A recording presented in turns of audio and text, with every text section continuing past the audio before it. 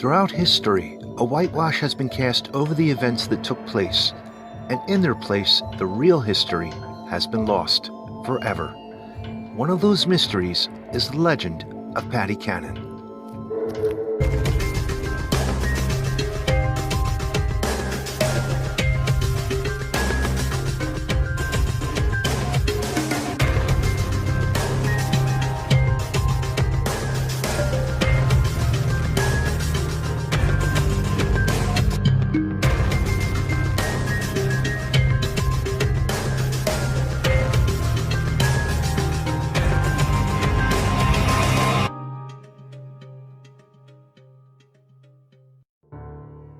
Born in Canada, Lushrita Patricia Hanley is rumored to be her real name.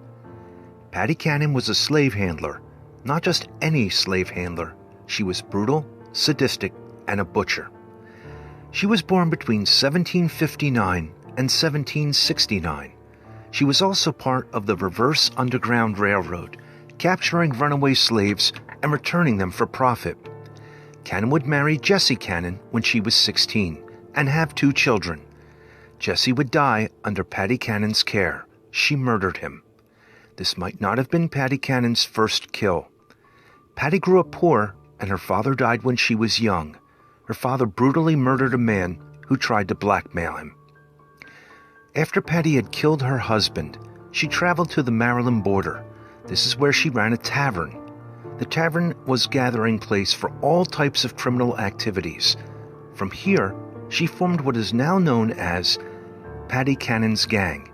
They would become active in 1802 to 1829. Paddy Cannon was described as, quote, beautiful and, quote, dark, and was said to be as strong and agile as any man. It wasn't uncommon for her community to see her dressing like a man. She would also travel with her gang, doing robberies, kidnappings, and murders.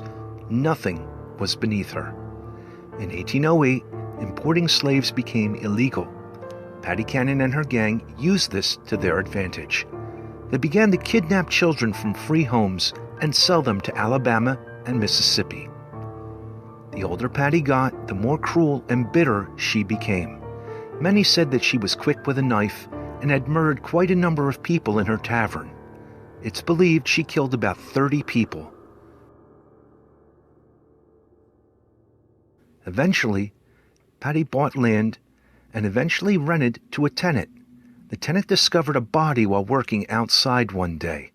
The tenant alerted authorities, and authorities raided Paddy Cannon's properties and found the evidence they needed to place Paddy Cannon and 2 of her henchmen into custody. Once in custody, the 3 confessed to everything. Some reports said that Paddy was in her 60s when she was arrested. It's not known how Paddy Cannon's life ended. There are 2 theories. One, that she died in prison, and the second, that she took her own life. Paddy died May 11, 1829. Her skull was found years later in an unmarked grave and was put on display in a museum for many years before it was made illegal to display human remains. Now, her skull is stored in the back of the museum.